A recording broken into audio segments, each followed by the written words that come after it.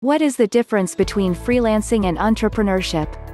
In my experience, they are similar, more similar than being an employee, for example, but they are also very different. Both run their own business and are responsible for earning the income, securing work, and setting their direction for the future. Both are free to work for whoever they choose. Both types of work require characteristics such as independence, initiative, and problem solving. However, freelancers spend the majority of their time in their business, directly exchanging their time for money, earning an active income. They're a one-person band, selling a service that they're personally skilled in. Their goals might be to gain more freedom and control over their lives or have a better work-life balance. By contrast, entrepreneurs spend the majority of their time working on the business. They sell services or products, but they don't spend their time doing day-to-day work, and they may outsource the work or have employees. In this way, they indirectly exchange their time for money, and they might also earn passive income. Their aims are often to grow and scale the business. There are also people who sit between freelancers and entrepreneurs, solopreneurs. These are people who run their own business but also do the day-to-day work. They might be freelancers who are striving to be entrepreneurs or people who enjoy the mix of working in and on the business.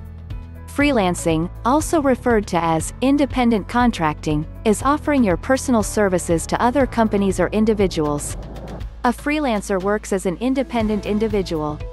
The goal of a freelancer is to establish a good reputation and a broad base of clients that will pay high hourly wages. Entrepreneurship is starting and building a company. An entrepreneur does not offer individual services.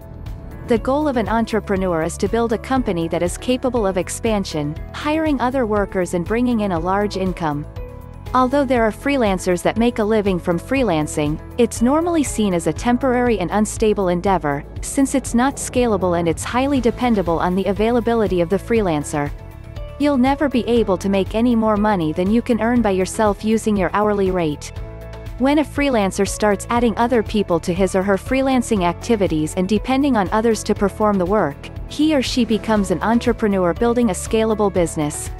Entrepreneurship is any and all other means of making money accepting employment. They call it by different names like self-employed also. Freelancing is a subset of entrepreneurship. In this case, the freelancer owner has the primary skill to do the business activity. He uses this skill in his day-to-day work himself and does the activity himself. In addition, he may hire other people with similar skills to assist him, mainly to take care of the volume of work and to do mundane tasks. Outside this subset, meaning entrepreneurship other than freelancing, lies the area where the owner primarily manages the business and doing the primary activity is handled by an employee.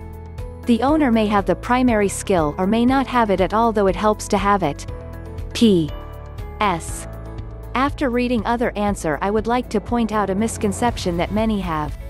Freelancing, you will have full freedom. Unfortunately, this is wrong. In employment, your boss may be robbing your freedom. But he rarely stops your salary. In freelancing, the client will stop your payment if he is not happy. Compared to a traditional employee, a freelancer has the edge in the sense that he has more freedom and he can choose the employers he wants to work with. But generally speaking, a freelancer is still an employee and you don't have 100% control of the business you are working with. You still have employers. On the other hand, an entrepreneur is someone that creates something through his ingenuity. He has the 100% control of his business. He is the owner and the creator. However, entrepreneurship has bigger risks compared to freelancing. So if you don't have ideas yet, better start your career as a freelancer. This is a great opportunity for you to work with various clients and employers, and in this way, you will learn some ideas which will enable you to come up with your own and start as an entrepreneur in the end. Are you a freelancer or entrepreneur? It's not about semantics, it's about mindset. Freelancers get paid to trade their time for money. Freelancers don't focus on scale but only on the work the client asks of them. This can be horrible or a very great situation to be in. It just depends on how much money you are trading for the amount of time you're willing to give up. Example, I'm a freelancer for a few B2B tech companies and they pay me $25,000 or more for services, but I have friends who write for a living and make a few $100. Choose your services wisely. Entrepreneurs, on the other hand, are in the position to build the company, not work in the company. This is the subtle mind shift that radically helped me understand my entrepreneurship journey. For example, Tim Cook, CEO of Apple, doesn't make iPhones at Apple.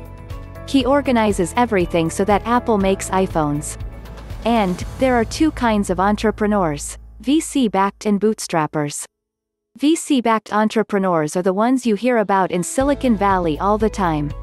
They use other people's money, OPM, no, not the drug, to scale their companies, and one day, if they are lucky enough, they cash out by selling their stake, going public, IPO, or become acquired by a larger company. And bootstrappers? Bootstrappers build businesses with their customers' money. Bootstrapping is a highly intentional choice to serve your customers who help fuel your growth to the next level. Today, I fund my business through something called a self-liquidating offer. If you haven't heard, I've launched a brand new ebook that has helped me acquire customers at a profit, actually $768 profit for every 100 people who join my tribe. The strategy I use is called a self-liquidating offer. The purpose is to fund your advertising cost and company's growth with real customers, not those spam bots on the web.